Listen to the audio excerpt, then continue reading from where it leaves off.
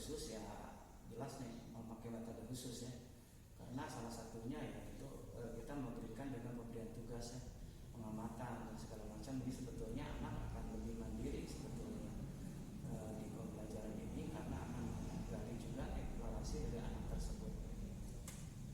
Yang ketiga, selama pembelajaran daring apakah ada keluhan Bapak dalam pembelajaran daring? Kalau keluhan jelas banyak ya. Karena pertama mungkin pemberian tugas waktunya yang tidak tepat. Kadang-kadang hari ini kita berikan tugas, besok baru dikirimkan. Kemudian terkendala juga mungkin masalah yang tidak mempunyai gawai dan sebagainya, dan masalah yang tidak mempunyai kuota dan sebagainya. Kemudian pemahaman anak juga yang mungkin berlainan. Jadi banyak sekali sebetulnya di dalam pembelajaran dari ini kendalanya. Yang selanjutnya, menurut Bapak lebih memudahkan mana pembelajaran daring atau tatap muka? Lebih baik tatap muka. Yang selanjutnya, apakah ada kendala atau kesulitan sebagai guru mengenai pembelajaran daring? Jelas ada berbagai kesulitan, karena kita harus mengemas materi yang bisa dikerjakan oleh anak itu sendiri. Karena Bapak kan sudah olahraga juga ya. Jadi yang namanya anak-anak itu kan yang bisa dikerjakan oleh anak. Terkendalanya masalah alat, mungkin masalah peralatan dan sebagainya itulah. Kemudian masalah pemahamannya. Kalau kita tidak memberikan contoh kepada mereka, mereka akan kesulitan mengerjakan. Seperti itu. Yang selanjutnya, harapan apa yang Bapak ingin sampaikan mengenai pembelajaran daring ke depan? Ya kalau untuk pembelajaran daring harapan Bapak mah kembalinya ke tatap muka ya. Dan kalau untuk pembelajaran daring sebaiknya memang dari pusat, dari Mendikbud ada panduan-panduan khusus ya, bagaimana yang akan lebih baik terhadap guru-guru itu pelatihan, karena selama ini juga kan banyak guru-guru yang masih mungkin terkendala masalah IT seperti itu. Nah, itu kedepannya mungkin ya mudah-mudahan kembali ke tatap muka kembali seperti itu. Apakah selalu diadakan evaluasi Bapak setelah Bapak memberikan pembelajaran kepada anak? Ya jelas diberikan evaluasi, karena kita kan untuk mengetahui di mana kelemahannya, di mana kelebihannya, di mana sampai mana pemahaman anak tersebut pada saat melakukan pembelajaran. Seperti itu. Mungkin itu saja Bapak yang bisa saya tanyakan Bapak. Terima kasih Bapak atas waktunya. Maaf apabila saya bermasalahnya dalam bertanya ke Bapak. Terima Ya, kasih. sama-sama. Mudah-mudahan bisa membantu ya.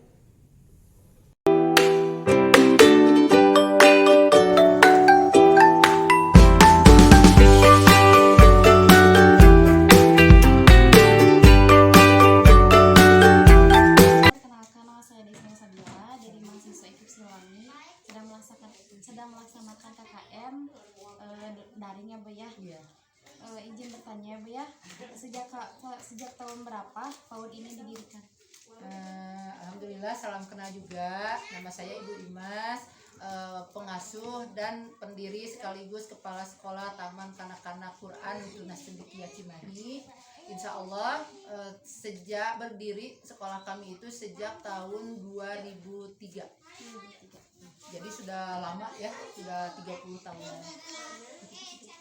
Metode apa Ibu, metode khusus apa saat pembelajaran Ibu? Metodenya sama aja sih ya, jadi dengan sekolah-sekolah lain. Hanya saja kalau di TK Quran Tunas Cendekia itu metodenya tidak hanya tentang ilmu agama, walaupun namanya TK Quran. Jadi kami metodenya 60% pendidikan keagamaan, 40% calistung. Jadi sehingga anak-anak yang nanti ke depannya mau melanjutkan ke SD, di kita juga ada calistung pelajaran umum gitu, selain mendapatkan pendidikan keagamaan. Mengapa ya Bu ya PAUD ini dilaksanakan secara tatap muka, sedangkan kan sekolah-sekolah lain itu kan melaksanakan secara daring? Nah iya, jadi ada pertimbangan khusus ya. Kalau menurut Ibu, menurut pendapat Ibu gitu, yang sudah berpengalaman selama 30 tahun mengajar, kalau kita belajar, terutama ini pelajaran ilmu agama, ngaji lah istilahnya, kalau hanya daring, itu anak-anak tuh ilmunya nggak nyerap ke hati gitu ya. Jadi terus kadang-kadang kalau belajar sama orang tua, sama ibunya malah perang gitu ya. jadi nggak nurut gitu, jarang nurut. Tapi kalau ada guru itu seolah-olah anak itu punya tokoh idola lain di luar keluarga, jadi nggak jenuh. Kalau sama orang tua kan sama mama, misalnya bangun tidur sama mama, makan sama mama, semua sama mama. Nah ketika bertemu di sekolah, ketemu guru, ketemu teman, jadi si anak bersosialisasi, anak seneng, bahagia, ketemu teman, bercanda-canda. Apalagi kalau misalnya gurunya pandai membawakan materi itu, sehingga anak tuh seneng aja ya belajar di sekolah. Satu, keduanya ya tadi itu ilmu itu kan didapat dengan tatap muka. Jadi kita ada rasa silaturahminya, ada keterikatan batin antara yang mengajar dengan yang diajar. Jadi kalau bagi ibu, kalau ilmu agama itu kalau bisa tetap dilaksanakan tatap muka dengan syarat tetap menjaga protokol kesehatan. Jadi kalau biasanya satu kelas itu ada 25 lah paling sedikit, 30 sampai 30 anak. Nah, dengan sekarang menjaga protokol kesehatan ini, 30 anak pun dibagi menjadi 3 bagian, 3 waktu. Jadi masing-masing kelas itu masing-masing kelompok hanya 10 saja. Jadi satu bangku, satu anak, satu santri, satu siswa gitu. Tetap menjaga bahwa pakai masker, tetap wajib saat datang dan saat pulang berwudu atau mencuci tangan gitu. Insya Allah anak-anak saya udah berpengalaman 1 tahun lebih ini tetap melaksanakan tatap muka, alhamdulillah sehat. Malah imun anak-anak itu tinggi. Karena anak mbak-mbaknya gak darting gitu ngajarnya gitu ya, gak darting. Jadi kalau darting anak kan dimarahin terus, akhirnya down gitu. Nah kalau down itu biasanya si anak imunnya juga turun. Iya. Gitu. Tapi udah dapat izin dari Pak RT ya? Dapat izin dari Pak RT, dapat izin dari Pak RW.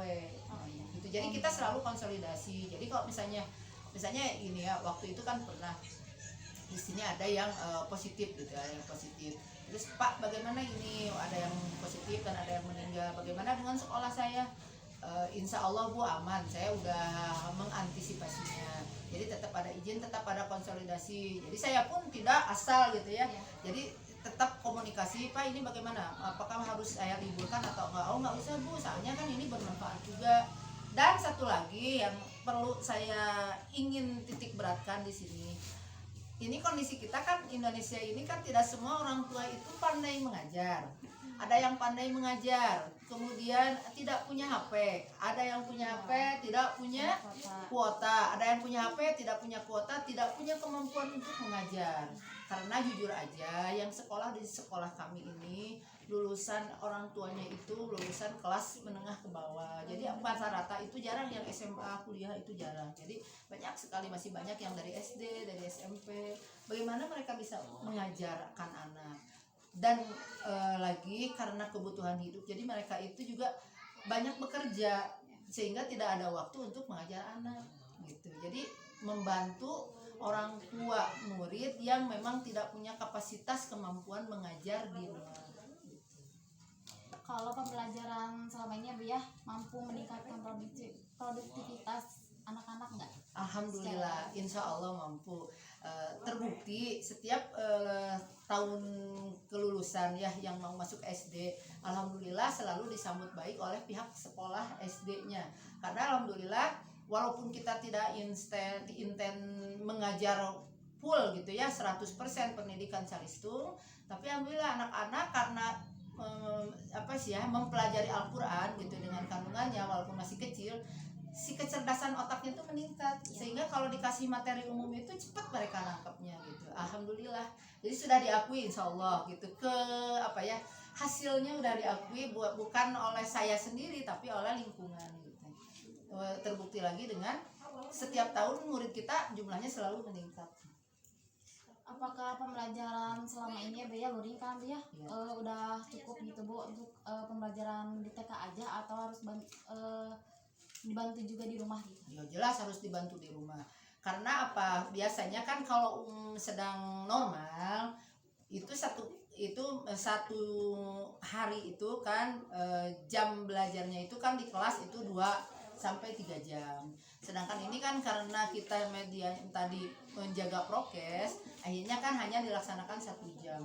Jelas kita hanya yang umum-umumnya saja. Nah itu materi harus ada yang diulang di rumah. Kemudian materi-materi tertentu, misalnya menggunting, menempel, melipat, itu pelajaran-pelajaran keterampilan. Biasanya itu karena tidak cukup waktu di sekolah, dikerjakan di rumah gitu. Nah, petunjuknya, misalnya petunjuk pembelajarannya kita berikannya bukan ke anak, ya ke anak sekedarnya, tapi ke orang tuanya. Jadi orang tua yang tolong bimbing anaknya mengerjakannya seperti ini gitu. Jadi si orang tua pun punya kemampuan sedikit demi sedikit, kemampuan bagaimana mengajarkan ini yang harus dikerjakan di rumah itu dari guru kita, dari kita gitu, sehingga si orang tua tuh tidak kata suka perang gitu ya. Kalau cuma kita ngasih tahu anak gitu, kata anak-anak ini nih bikin ini ya, misalnya membuat bendera gitu, membuat bendera dari kertas, caranya begini. Kemudian ketika sampai di rumah si orang tua ngajarkannya beda. Nah, kita bikin kayak seperti ini. Nanti tuh enggak ada kata bu guru juga bukan begitu. Nah, biasanya begitu. Jadi kalau misalnya untuk yang dikerjakan di rumah, nah dibantu orang tua, kita biasanya petunjuknya, pembelajarannya diajarkannya, kita beritahunya, penjelasannya ke orang tuanya. Oh iya, ke orang tuanya. Biar orang tuanya juga ngerti. Dua-duanya. Jadi orang tuanya dan anaknya. Jadi sinkron gitu. Nah, disitulah pentingnya komunikasi antara. Jadi ada komunikasi itu tidak dua arah tapi tiga arah ya. Guru ke siswa, guru ke orang tua ke siswa. Jadi gitu komunikasinya. Insya Allah jadi efektif walaupun di kelas mungkin hanya 1 jam. Mungkin itu aja ya yang bisa saya tanyakan ke Ibu perihal TK Ki ya Be. Ya. Mungkin itu aja Ibu, terima kasih Sama-sama. waktunya sudah diganggu. Enggak merasa terganggu sama sekali. Saya juga terima kasih karena teteh-teteh sudah